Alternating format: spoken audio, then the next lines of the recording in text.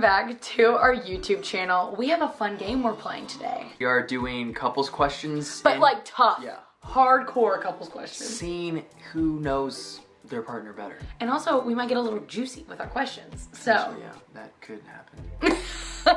So for me, Drew is going to be answering, what topic do you find most difficult to discuss with your partner? Oh, I'm putting what I think and you're answering for me. Yes. Yes, okay, yeah. Okay. And just to clarify, he's writing an answer for him, and then I'm answering what he thinks. We both were like, wait. We low-key explained that poorly in the beginning. Okay. So, the question is, what topic do you find most difficult to discuss with your partner? He's gonna write his answer, and then I wanna say what his answer is. We talk about like a lot of different topics. I think maybe I'm just trying to think of like things that we don't typically talk about, and like maybe future stuff for like kids, and like maybe different parenting styles. Okay. I don't know. I'm just kidding. I mean, it is sort of future. I wrote dying and if we would move on. Oh, that's a good one. That is. That's really actually like we've talked about that a couple times, but it's just hard to find. You know, like I just wouldn't want to die and leave you, and you wouldn't want to die and leave me. Like, and when we move on. Okay, now he's gonna pick a topic, and I'm gonna write for me. Now her question is, does how you spend or save money cause any issues in your relationship? So is that just a yes or no question? You can elaborate on it. Okay, so I have my answer. Okay. It's hard for me to think of one right now. I don't think the way you spend money or the way I spend money really affects our relationship in a negative way. I said no. I said sometimes it can be the occasional. I think worry just because probably I spend more money than he does, but I don't spend a ton of money. I don't spend a ton of money, and I also really love finding deals and stuff like that. So she's actually so gifted at finding deals, because you're not like, you won't spend like $130 on like the high end or whatever. That's never caused any like, I'm always gonna take care of you, and you know me great, her and all that fun stuff. Oh, I have a good one. Finding a good one. Okay, I have a really juicy one. Okay. What are you not willing to compromise on in your relationship? What am I not willing to compromise on? I think you know. How do you think about it? Okay, I think something that you're not willing to compromise on is, it could be so many things. It really could. I think you don't want to compromise first and foremost like physical boundaries that we have in our relationship. I think that that's like number one. And then other things you don't want to compromise is like moral, like right and wrong, things that you see as like, this is not what I'm supposed to do and what I am supposed to do. So I feel like that those are things you don't want to compromise. I kind of made it more general. Okay. I said my character. Yes. So like moral compass, which flows into physical boundaries. And so I got it right. That's what I got it right. What? I said like the moral things that you like would agree, don't agree. But then you said physical boundaries. I said that first, but then You're right. So you were close. She basically got it. Thank you. She basically got it. I did get it. Ooh, this is actually a pretty good one. Literally the next question. Okay. It says, which behaviors are off limits during an argument? Which, to preface, I don't really think we've had an argument. We've had quite a few disagreements. We've had some disagreements, but we don't like, hey, don't you talk to me that way or whatever. Like, we're like, we just don't yell. It reminds me of the scene in The Office whenever Jim's like, he's like, I yell. And Pam's like, you might exclaim. You exclaim. But you don't That's yell. actually such a good That's literally Drew. He does not yell. No. We don't really get into like, we've gotten into heated discussions, but. Heated debates.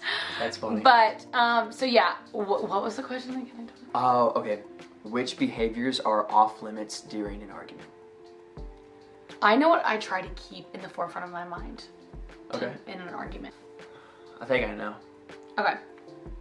I think you try to make sure you don't insult me, and also try to make sure you're not yelling. Yes. Both of those things, I basically said not using someone's weaknesses as ammo in a conversation. So basically what you said, like trying not to like insult you, trying not to be like you've told me, like, you throw your words back in your face. Which is really sweet. Because I mean, also I know that words cut really deep, and I think that I've just seen the value of like, why say something in the heat of a moment that I'm going to regret just to get under your skin, because that's like not That's right. so wise. I love it. I didn't even know that's a really good way of explaining it though. Wow. Thank Wait, you. let me see it. Not using someone's weakness as ammo. Okay. Thank you. Just pop off then. Okay, it's Drew's turn. Okay. What is that? Oh, okay. I have a good one. This is a juicy one. What aspects of your relationship do you expect your partner to keep private? Keep private? What aspects of our relationship Yeah. do I expect you to keep private? Ooh. That's a really good question. That is a good question. Ooh. I got it. So for the question, what aspects do you keep private?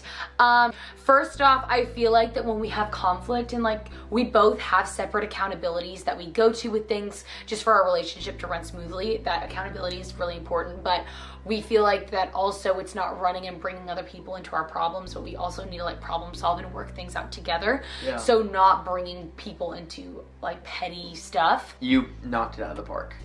Literally, the first thing she said, I said unresolved disagreements. Yes. And the reason I said unresolved is because I feel like if you and I disagree about something, which everyone does, if you're dating someone, you're gonna disagree about things. Like, that's completely normal. So if someone's asking about like a disagreement we've had, I don't think it's bad to like talk about it openly, be vulnerable. But I feel like if something's unresolved, like we haven't finished resolving it, there's still emotions involved. It's still maybe a little intense, or maybe any hurts or anything like that. Potentially, I'm not saying there will be. Then I think it's best not to broadcast those things. I think it's best to keep it private until we have resolved it together, and then that's a different story. No, I completely agree. That was literally perfect. Oh, I'm curious what you would think about that one. I'm trying to find like the best one. It says, "What is your biggest weakness as a couple?" What are we weak in? Our biggest weakness? I would say every couple has its weaknesses and strengths. I've spelled this so wrong. Okay. What do I think you've done? I think that we both like to